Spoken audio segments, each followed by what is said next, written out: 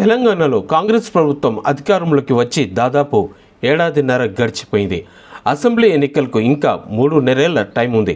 కానీ అప్పుడే రాష్ట్రంలో మళ్ళీ అధికారంపై కాంగ్రెస్ అటు బీఆర్ఎస్ మధ్య మాటల యుద్ధం జోరుగా నడుస్తుంది. బీఆర్ఎస్ వర్కింగ్ ప్రెసిడెంట్ కేటీఆర్, మాజీ మంత్రి హరీష్ రావు రాష్ట్రంలో ఎక్కడ పర్యటించినా ప్రభుత్వ విధానాలను విమర్శిస్తూనే పొలిటికల్ హీట్ను కూడా అదే స్థాయిలో పెంచుతున్నారు.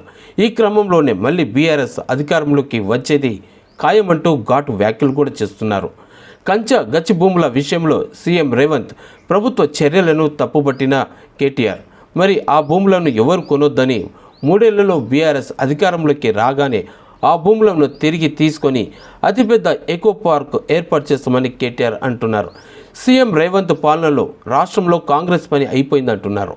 మాజీ మంత్రి హరీష్ రావు ఎంత స్పీడ్గా కాంగ్రెస్ పార్టీ గెలిచిందో అంతే స్పీడ్గా గ్రౌండ్లో కుప్ప కూలిందంటూ వ్యాఖ్యానించారు కూడా. ఇక జాకీలు పెట్టి లేపినా కాంగ్రెస్ లేచే పరిస్థితే లేదని హరీష్ రావు సెటైర్లు వేశారు.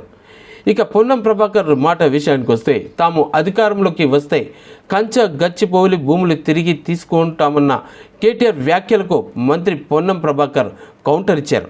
కేటీఆర్ మాట్లాడేది ఆయనకే అర్థం కావడం లేదని, జ్యోతిష్యం చెప్పించుకొని మళ్ళీ అధికారంలోకి వస్తామని కేటీఆర్ కలలుగంటున్నారని చెప్పి ఎద్దేవా చేశారు.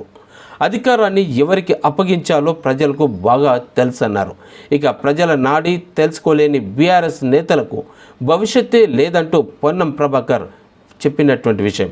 ఇక మొత్తానికి రాష్ట్రంలో అధికారంపై అటు బీఆర్ఎస్ ఇటు కాంగ్రెస్ నేతల పొలిటికల్ జోస్యాలు సర్వత్రా ఆసక్తి రేపుతున్నాయి.